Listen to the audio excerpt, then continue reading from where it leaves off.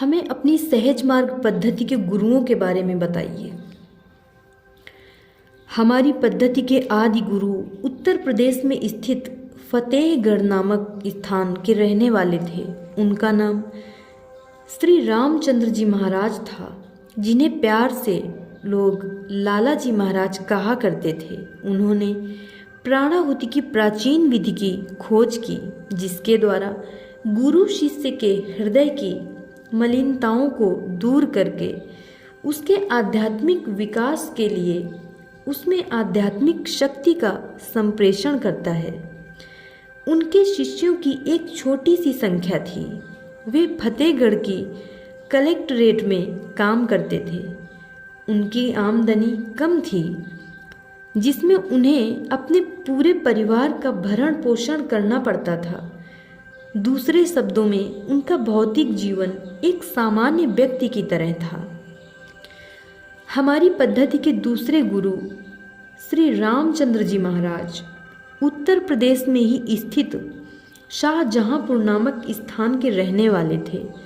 वे लाला जी महाराज के योग्यतम और निष्ठावान शिष्य थे।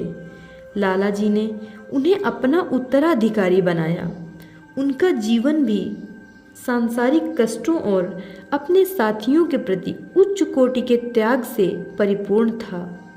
उन्होंने प्राणाहुति की पद्धति को पूर्णता प्रदान की और अपने मालिक की स्मृति में श्री रामचंद्र मिशन की स्थापना 1945 में करके स्थान स्थान पर प्रशिक्षक बनाए और इसके प्रचार प्रसार के लिए देश विदेश के व्यापक दौरे किए।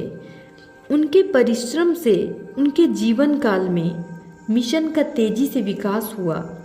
उनके द्वारा लिखित विभिन्न पुस्तकों और उनके पत्राचारों से, जिनका प्रकाशन रामचंद्र की संपूर्ण कृतियां नामक श्रृंखला के अंतर्गत किया जा रहा है, आध्यात्म के अल्प ज्ञात क्षेत्र में उनकी गहरी पैठ का आभास होता है। लोग उन्हें प्यार से बाबूजी महाराज कहा करते थे। हमारी पद्धति के तीसरे गुरु श्री पार्थसारथी राजगोपालाचारी जी महाराज थे।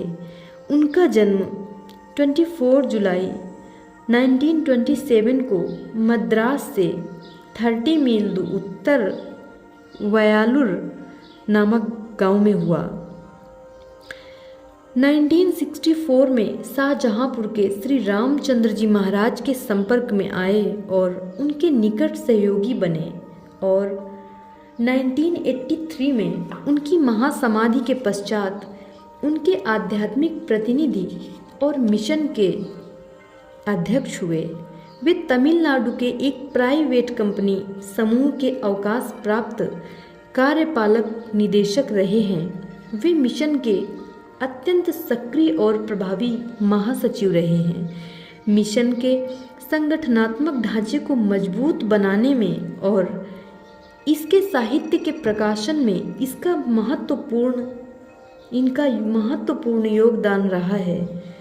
अपने गुरुदेव की विदेश यात्राओं में वे हमेशा उनके साथ रहे और उनके आध्यात्मिक कार्य में उनका हाथ बटाया। उनकी पुस्तक मेरे गुरुदेव अपने गुरुदेव के प्रति उनकी चिरस्थायी श्रद्धांजलि है। अपने गुरुदेव के साथ की गई विदेश यात्राओं के वर्णन, उनकी आध्यात्मिक आत्मकथा और भारत तथा विदेश में उनके द्वारा दिए गए भाषणों के संग्रह भी प्रकाशित हुए हैं, जिसमें उन्होंने अपने गुरुदेव के द्वारा दी गई शिक्षाओं की व्याख्या, विस्तार और पुनः प्रस्तुतिकरण आधुनिक मानव को दृष्टि में रखकर किया है। उनकी अथक यात्राओं और आध्यात्मिक श्रम के फलस्वरूप केवल भारत में ही नहीं, यूरोप, अमेरिका तथा अन्य देशों में भी मिशन के कार्यों का अपूर्व विस्तार हुआ है।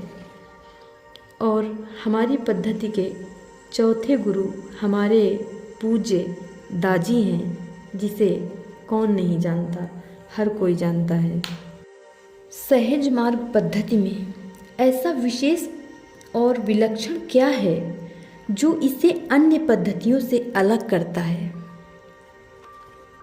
तो हमारे गुरुदेव कहते हैं, प्राणाहुति की प्रणाली ही इसकी विलक्षणता को प्रकट करने के लिए काफ़ी है। यहाँ प्राण का अर्थ श्वास नहीं है। प्राण वह दिव्य ऊर्जा या तत्व है जिसे सद्गुरु अपने आध्यात्मिक उपलब्धियों के बल पर केंद्रीभूत करके शिष्य के हृदय में प्रवाहित करता है। इस प्रकार उसके चित्त की मलिनताओं और संस्कारों की सफाई करके उसमें आध्यात्मिक प्रगति की क्षमता का संचार किया जाता है। इस प्रकार एक ही दिव्य ऊर्जा से अनुप्राणित सफाई और प्राणाहुति इस पद्धति की दो प्रमुख विशेषताएं हैं। गुरुदेव ने पूरे भारत में और विदेशों में भी सफाई करने और प्राणाहुति देने के लिए अनेक प्रशिक्षकों को अधिकृत किया है, जिससे अधिकाधिक लोगों को उनकी यह आध्यात्मिक सेवा प्राप्त हो सके। जब कोई जिज्ञासु इस पद्धति में अभ्यास शुरू करना चाहता है तो उसे गुरुदेव या किसी प्रशिक्षक से कम 3 सीटिंग लेनी पड़ती हैं। इसमें उसकी इतनी सफाई हो जाती है कि वह बिना किसी चंचलता के अपना सामान्य ध्यान कर सकता है। अभ्यास आरंभ कर देने के बाद भी साधक को प्रशिक्षक से समय समय पर इस प्रकार की व्यक्तिगत सीटिंग लेने की जरूरत बनी रहती है, जिससे उसके हृदय पटल पर जमा संस्कार, विकार, जड़ता, भारीपन, जटिलता आदि की छाप कम होते जाएं। इस पद्धति की एक विलक्षणता यह भी है कि यह हमारे सांसारिक उत्तरदायित्वों को भी स्वीकार करती है और हमारी आध्यात्मिक साधना के साथ उनका सामंजस्य स्वीकार करती है। यहाँ हमसे अपनी गृहस्थी का त्याग करने को नहीं कहा जाता, बल्कि हमें उसके प्रति अनासक्ति का भाव जागृत हो ऐसा प्रयास किया जाता है। यह पद्धति हमारा कम से कम समय और श्रम मांगती है।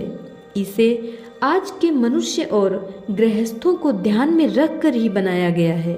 सहज मार्ग बलपूर्वक इस बात की घोषणा करता है कि गृहस्थाश्रम ही आध्यात्मिक प्रगति के लिए सर्वाधिक उपयुक्त स्थल है। इस पद्धति में कठोर नियमों, विधि विधानों और कर्मकांडों का सर्वथा अभाव इसकी एक और विशेषता है। अभ्यासी बनने के लिए क्या योग्यता होनी चाहिए? गुरुदेव कहते हैं, साधना शुरू करने के लिए कम से कम 18 वर्ष, लेकिन अभी 15 वर्ष की उम्र कर दी गई है शायद, साधना प्रारंभ करने की मन स्थिति और परीक्षा के तौर पर ही सही कम से कम 3 महीने तक श्री रामचंद्र मिशन के किसी प्रशिक्षक की देखरेख में अभ्यास करने की दृढ़ता का होना आवश्यक है। ध्यान आरंभ करने के लिए एक साधक को क्या क्या करना पड़ता है? मालिक कहते हैं, अभ्यास आरंभ करने के इच्छुक जिज्ञासु को किसी प्रशिक्षक से 2 या 3 दिन में लगातार ध्यान की कम से कम 3 सीटिंग लेनी पड़ती है। प्रत्येक सत्र लगभग आधे घंटे का होता है, जिसमें प्रशिक्षक गुरुदेव के माध्यम के रूप में कार्य करता है और प्राण शक्ति को अभ्यासी के हृदय में प्रवाहित करके संस्कारों की सफाई करता है।